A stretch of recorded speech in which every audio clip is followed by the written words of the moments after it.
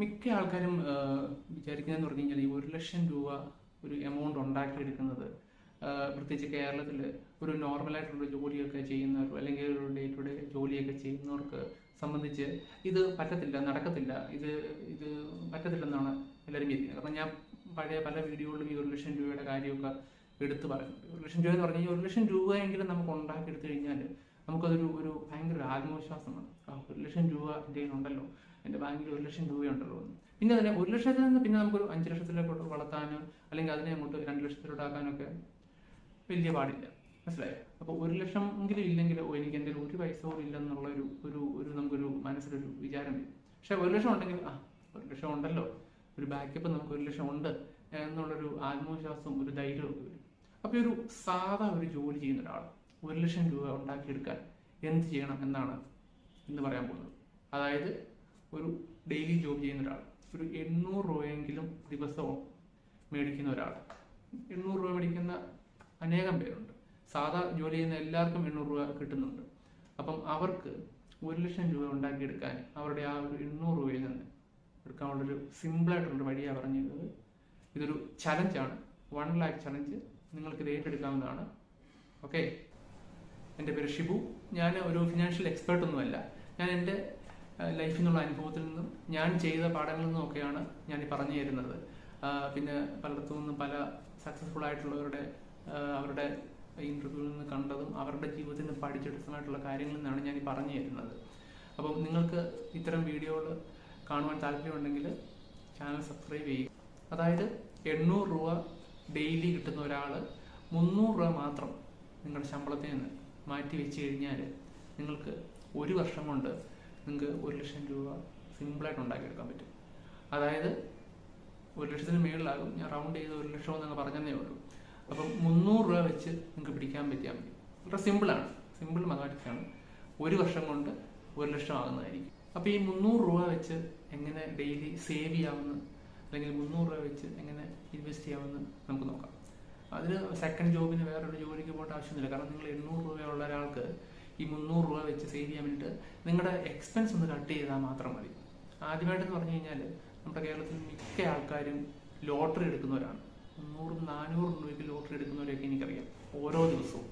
Okay, നിങ്ങൾ അതിൽ നിന്ന് അതൊന്ന് കുറച്ച് നിർത്തുവാണെങ്കിൽ വളരെ ഉപകാരം. ഓക്കെ, നിങ്ങളൊന്ന് കുറച്ച് ഒരു 200 രൂപത്തെ സേവ് ചെയ്യുകയാണെങ്കിൽ ബാക്കി തുകയ്ക്ക് നിങ്ങൾ ലോട്ടറി എടുത്തു. നിങ്ങൾ 400 എടുക്കുന്നതിൽ നിന്ന് 200 രൂപ സേവ് ചെയ്യാൻ കഴിഞ്ഞാൽ 200 രൂപയ്ക്ക് എടുത്തു. അല്ലെങ്കിൽ 300 രൂപയ്ക്ക് ലോട്ടറി എടുക്കുന്നവര് 200 രൂപ മാറ്റി വെച്ച് 100 രൂപയ്ക്ക് മാത്രം ലോട്ടറി എടുക്കുക. അങ്ങനെ സേവ് ചെയ്യുകയാണെങ്കിൽ നിങ്ങൾക്കൊരു 200 രൂപ നിങ്ങളുടെ ഒരു ദിവസത്തെ നിങ്ങൾക്ക് സേവ് ചെയ്യാൻ പറ്റുന്നതായിരിക്കും. ഓക്കെ, പിന്നുള്ള വഴി എന്ന് പറഞ്ഞു കഴിഞ്ഞാൽ നമ്മൾ കേരളത്തിൽ മിക്ക ആൾക്കാർക്കും 2 വീലറൊക്കെ ഉള്ളതാണ്. 2 വീലറും 4 വീലറും ഉണ്ട്. ഇവിടുത്തെ നമുക്കൊരു 50 രൂപ കുറയ്ക്കാൻ പറ്റിക്കഴിഞ്ഞാൽ, അതായത് പെട്രോൾ അടിക്കുന്നതിൽ മിക്കരും 100-ഉം 150-നും ഡെയിലി പെട്രോൾ അടിക്കുന്നവരാണ്. എന്നിട്ട് ഈ പെട്രോൾ അടിച്ച് വെച്ച് നമ്മൾ ശരിയായിട്ട് മെയിൻറ്റെയിൻ ചെയ്യാത്തതുകൊണ്ടും ഓവർ സ്പീഡിലൊക്കെ പോകുന്നതുകൊണ്ടും അധികം പെട്രോൾ ചിലവാകും. ഈ പെട്രോൾ അടിക്കുന്നതിൽ നമുക്കൊരു 50 രൂപ കുറച്ച് സേവ് ചെയ്യാൻ പറ്റിക്കഴിഞ്ഞാൽ 50 രൂപ മാത്രം മതി കേട്ടോ. അപ്പം 200 + 50 250 രൂപ നമുക്ക് സേവിങ്സ് ആയി. ചില ഒരു അടുത്തുള്ള ഇടങ്ങളിലൊക്കെ നമുക്കൊന്ന് നടന്നു പോകാൻ പറ്റിക്കഴിഞ്ഞാൽ തന്നെ ഈ കാര്യം നടക്കും. നമുക്ക് ഈ പെട്രോളിൻ്റെ ചിലവ് കുറയ്ക്കാൻ പറ്റുന്നതാണ്. മനസ്സിലായോ? അപ്പം അങ്ങനെ ഒരു 50 രൂപ കുറയ്ക്കാൻ കഴിഞ്ഞു കഴിഞ്ഞാൽ 250 രൂപ നമുക്ക് ആയി. അടുത്തതാണ് നമ്മൾ സ്നാക്സിനും ഡ്രിങ്ക്സിനും വേണ്ടിയിട്ട് അനേകം രൂപ ഡെയിലി ചിലവഴിക്കുന്നവരാണ്. അതായത് ദിവസം 3-ഉം 4 കൂടുതലും ചായ കുടിക്കുന്നവരൊക്കെ ഉണ്ട്. ചായയും സ്നാക്സ് കടി, അതായത് വട, പരിപ്പുവട, പഴംപൊരി ഒക്കെ ആയിട്ട് കഴിക്കുന്നത്. ഇത് നിങ്ങളൊന്ന് കുറച്ചേച്ച് ഇപ്പം 5 ചായ കുടിക്കുന്നവർ ഒരു 4 അല്ലെങ്കിൽ 3 ചായ കഴിഞ്ഞു കഴിഞ്ഞാൽ തന്നെ ഒരു 50 രൂപ അവിടെയും സേവ് ചെയ്യാൻ പറ്റും.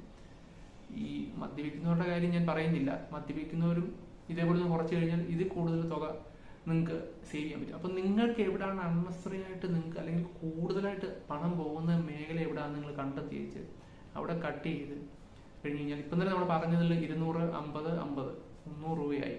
300 രൂപ മതി. 300 രൂപയാണ് നമ്മുടെ ടാർഗറ്റ്. ഒരു ദിവസം 300 രൂപ നമ്മൾ ഇതിനു വേണ്ടി മാറ്റി വെക്കുക. അങ്ങനെ ചെയ്ത് കഴിഞ്ഞാൽ 300 രൂപ വെച്ച് ഒരു മാസം, അങ്ങനെ 12 മാസം നമ്മൾ സേവ് ചെയ്ത് കഴിഞ്ഞാൽ നമുക്ക് 1,00,000 രൂപ അച്ചീവ് ചെയ്യാൻ പറ്റും. ഈ മാറ്റി വെക്കുന്ന തുക ചെലവഴിക്കാതെ നോക്കണം. കാരണം ഇത് ഇടത്തോട്ട് മാറ്റി വെച്ചു 2 മാസം കഴിയുന്നുണ്ട് ഒരു എമർജൻസി അല്ലെങ്കിൽ ഒരു വേറൊരു കാര്യത്തിന് എന്നാൽ ഇതിന് എടുത്തുകൊണ്ട് പോക്കളെ എന്ന് പറഞ്ഞു കഴിഞ്ഞാൽ 1 ലക്ഷം രൂപ കാണത്തില്ല. കാരണം ഇതൊരു ചലഞ്ചാണ്.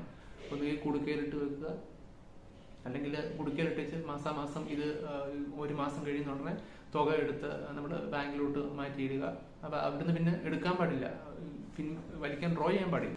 അപ്പം 300 രൂപ വെച്ച് നമ്മൾ സേവ് ചെയ്ത് കഴിഞ്ഞാൽ 1 മാസം ആകുന്നുണ്ടെങ്കിൽ 9,000 രൂപയാകും. 12 മാസം ആകുന്നുണ്ടെങ്കിൽ 1,80,000 രൂപയോളം ആകും. 1 ലക്ഷം രൂപയാണ് നമ്മുടെ ടാർഗറ്റ്. അതിന് മുകളിൽ തന്നെ പോകും. നമ്മൾ എക്സ്ട്രാ ജോലി ചെയ്യേണ്ട, വേറെ ഇൻകം സോഴ്സ് ഒന്നും കണ്ടെത്തേണ്ട. ജസ്റ്റ് നമ്മുടെ ഡെയിലി ഉള്ള ചെലവ് ചുരുക്കിയാൽ മാത്രം മതി.